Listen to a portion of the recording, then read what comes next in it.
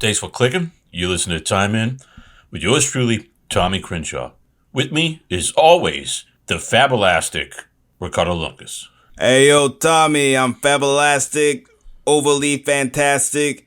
I'm not spam alicious. I am just delicious. Ain't that right, Tommy? Yeah, dude. Thanks for putting my brand in there with Spam, which is a great brand. My Well, I mean, you have been a fab, sponsor of spam for many, many years. So, well, I, you know, fabulastic. I got to change the name a little bit, but for those of you who don't know, I've been tinkering in the garage. They got like a lot of clothing, textile materials that are patented that people use every day, and guys get royalties off this. The Lycra spandexes, the Teflon shoes, the Velcro. That's a big one. Velcro. yeah, the Velcro underwears and stuff like that. Yeah, Yeah. but that's the guy who made that, invented that. He's got the patent, and you can't use the word and use it for your own stuff that's like Velcro, because Velcro is very unique and very strong, and they protect that patent. I was at a party. This is years and years ago, rubbing elbows with the who's, and there was some guy. I don't know who he was, but he was bragging about inventing this super Velcro belt and trying to get investors or something. And he was knocking a few cocktails back, and one of the Velcro people happened to be at the party, and they heard him, and they made a few phone calls. And next thing you know, attorney shows up at the party, serves him a cease and desist, and the guy goes bankrupt. Ends up cheating on his wife, and it ended up basically delivering newspapers somewhere in the Arctic or something. I don't know what happened. But the thing is that who tries to invent a new belt? I mean, come on, like what? All I know, Tommy, is that the Velcro people have a very strong lobby. They have a very strong presence. You don't mess with the Velcro people, or they'll make you stick to the bottom side of a lake. That's all I know. Oh yeah, that's good. That's good. But then people know what that's them. They would. No, but the belt thing. I mean, that's just driving me nuts. I never really thought about how stupid that was. There's some guys. A belt has been around. There's always people trying to reinvent the wheel, Tommy. That's always people trying to do that. They try to make new belts. They try to make a new short. They're trying to make a new banana. Sometimes, I mean, why can't we just stick to bananas we know? Maybe maybe when I'm down in Miami, I give me some fried plantains or something like that. But I mean, but you gotta stick to the bananas you know. Yeah, you definitely do. But that's embarrassing. If you're at a family reunion and they're asking what you're doing in your spare time, you say, "I'm inventing a new belt."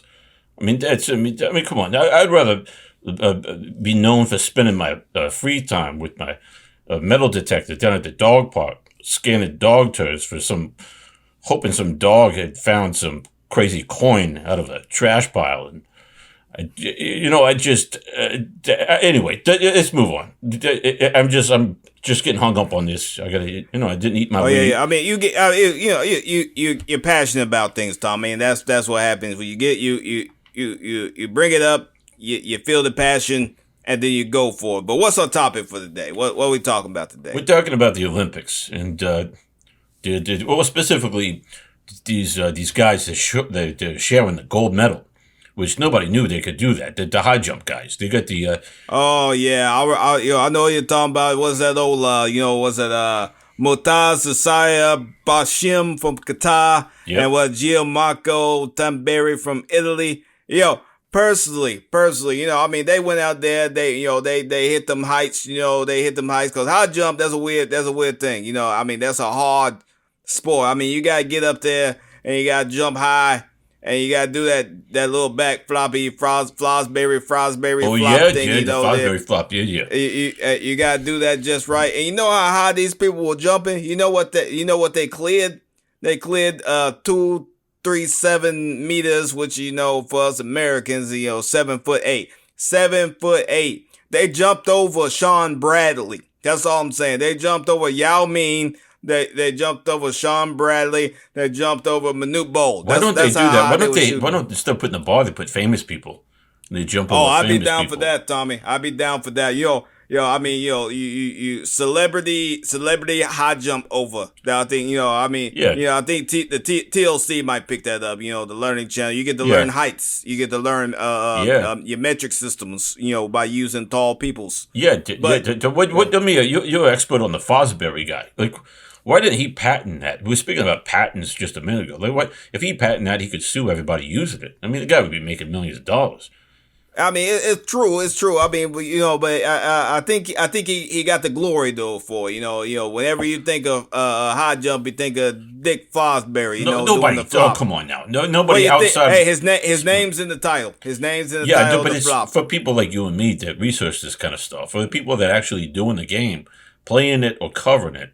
I mean, not even. I don't think even the Olympic broadcasters covering it. No. Hey, if they didn't say it, then if I was part of the Fosbury estate, I would maybe write a strong letter or something like that. Every single high jumper out there on the planet needs to get down on their knees and praise Dick Fosbury for coming up with this so they can do the things that they done did. You know what I'm saying? These two guys that shared the goal, which I think is a beautiful thing, because I'm all about friendship, Tommy. I'm all about friends coming together, be friend people. I love friendship, and these people showed friendship. And if old Dick was there, I think he'd be all about the friendship. Two people coming together, being all happy and whatnot. Both these dudes overcame a bunch of adversity. They broke their ankles. And it's hard to jump when your ankles broke. And we both know that for a fact. We both broke our ankles before multiple times. Me, I'm a little clumsy sometimes. But it's a beautiful thing if you ask me. Beautiful, Yeah, I disagree with you. I think it sends the wrong message to children. It shows friendship to the children, Tommy. I don't understand. No, friendship is great. But when you're talking about sports, it's all about competition. Friendship in sports is like this. The play is over. The guy on the other team is down. You go pick him up and you say, you're a great competitor. You make me better. Not like, hey, let's both win this game and let's throw this match. Like, I'm not saying, hang on, I'm not saying that these guys threw this. I'm saying that in the future there's a possibility that people could do it and they can make some money off of doing it. There's a lot of gambling stakes involved in this kind of stuff. But the thing is, Tommy, I mean, I understand what you're saying, but what all I'm saying is that they smoked the competition. Both of them together smoked the competition. Nobody came close. They just pity patted everybody else. They're the two best. But I mean, how was Vegas doing the numbers on this thing if these guys came in and both won the gold? Because you say that you bet the Bahrain guy did it. Where I don't want to sound ignorant. I know it's somewhere east of Tunisia and west of like Tajikistan. You talking about Qatar? Yeah. I thought it was Qatar. I thought he was from Bahrain. His name is Bashim. Oh, that's what the confusion for me. It's Bashim for Qatar. Okay, yeah, I thought it was Kashim from Bahrain, but it's okay. I mean, things happen. Things get reversed. No, I had a few swirlies in me, so it's. No, I think that here's the deal. You're turning the Olympics into a participation trophy thing. It's because, okay, so there's only two events that do this. It's them and the pole vault. But then, like, other events are going to say, well, we want to do it too. So they start changing the rules of all the other ones out there. And then you're going to have players start fixing the games because either for money reasons or they feel bad for the opponent. They feel sorry. They don't want to be. And then the IOC committee is going to come in and say, guess what? We don't believe in direct competition. We want to be friends with everybody. So everybody comes in, gets a gold. If you compete, you get a gold. And then they're going to feel bad and they're going to start letting thousands of people in. And the Olympics is going to be crazy. It's going to be insane. It's going to take, instead of like 2 weeks, it's going to take like 2 months. And then all of a sudden, like, maybe some meth heads find out that they could just get a free goal if they sign up for the Olympics. And they go overseas, and next thing you know, you got meth heads on horses, jumping over stuff, looking for AC units, and terrorizing the towns, and then like the city, the host city is gonna have to like lure all the meth heads on horses into like an arena, like they did in that B movie in the Superdome. And they turn on the AC and they're gonna freeze the meth heads to death, and then now the Olympics are gonna look like a horrible human rights violator, and they're gonna have to answer to the Prague, and it's just going to be a mess. It's there's better. Tommy, I think you're stretching a little bit here, Tommy. I can follow your logic. I follow your logic, Tommy. I can see the path you're going down, but it's a little stretch if you ask me. I think it's just a nice, friendly thing. People do friendly things. People do, it's your buddy, It's the Olympics. Me and you have shared many a thing in life, many a prize that's been on a pedestal. We have both shared, but, competition makes you better. You want the person to be better. Think about if LeBron James, there was a better player in the NBA. And maybe when he starts to get older, he's probably going to retire when he's in his 60s. Some young guys might be better because he's, on the decline, but that's going to make him better. That could make him play longer. I'm not saying he's going to play till he's 70, but he could play, 66 or 7. It just depends on.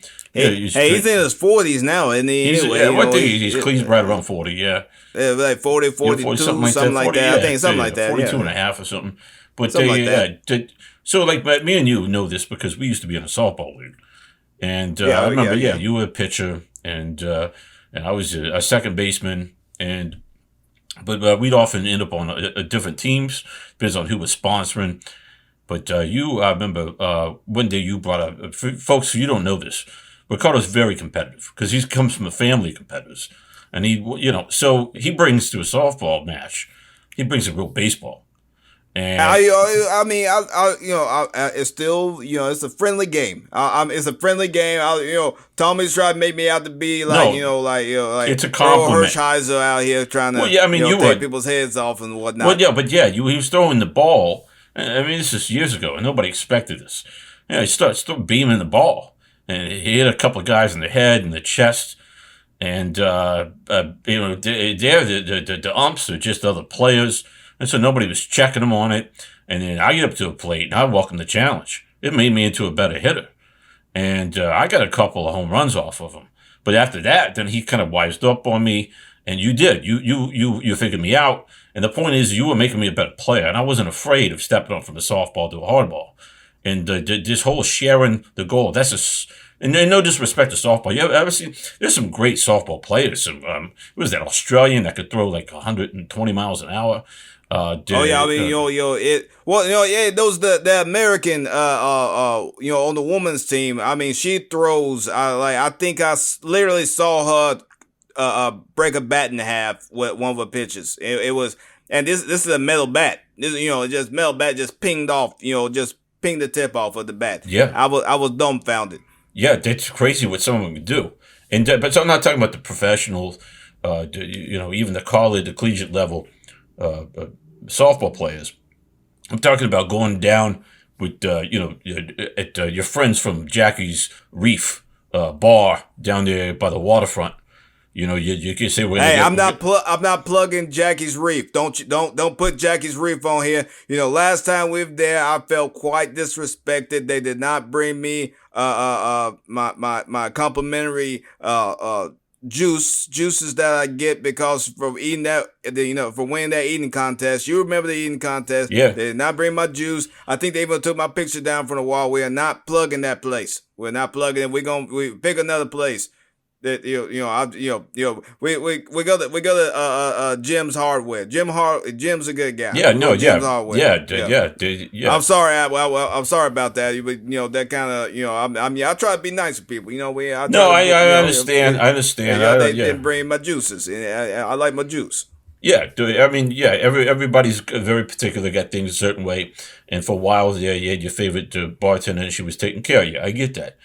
But, she got married and you got hurt and, and things kind of, your picture ended up falling for the wall. A couple of nights you blacked out and your shoes. You were left with your shoes in your hands, and you were trying to hail a cab. You hit the cab with your shoe. The guy was offended and got out, was cursing you out in like 3 languages. It was just, we don't need to go back down memory lane. I mean, that was just, the point is that you made me a better player. We ended up changing softball into hardball, and we were playing fast and hard. I mean, those were some great memories. These guys, that was good times. These guys are going to turn into worse, and people are going to see that these guys as a target. They're going to be a target, and they're going to be like T-shirts with their faces on them. But given what you say, Tommy, you say they're going to make them a target. That's going to make the next high jumper work harder, maybe. I think they should be banned. Because they don't want a tie. They don't want to be all nicey like you're saying. You know, maybe there's some hard asses out there that wanna really hit it. They want to really get it, and they want to knock these two nicey-niceys out of the way. I'm all about the nice, but there's people out there that ain't about the nice. Yeah, and they're gonna come up there and they're gonna try to knock them out of the way. So maybe it's encouraging a little bit there, Tommy. Maybe it's encouraging. I think I'm just worried about kids now seeing this garbage. You give your friend a hug when he gets hurt, not in competition. You don't cheer for the guy to go down with like a broken ankle is a common theme apparently in these guys. That they're going for glory, getting themselves hurt, and then when they get to the place to get glory, they share it. Like I don't know what's wrong with competitors. They're just becoming too soft and too lazy, and I mean, I'm not saying what those guys did was not impressive. It was impressive, but at the same time, they're a bunch of knuckleheads. I don't want to see them again. I hope they. I don't know. I hope they become best friends and open up like a toy factory. Just something crazy like that. I hope happens to them.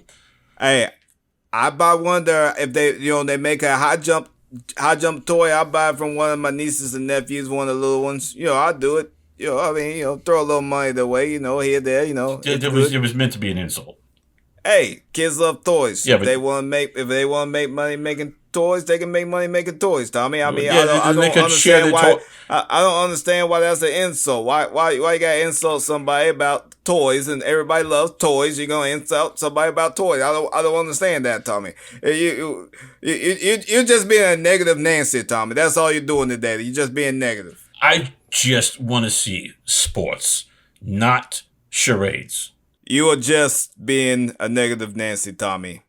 And that's the end of the game. I'm Ricardo Lungus. He's Tommy Crenshaw, TTFN.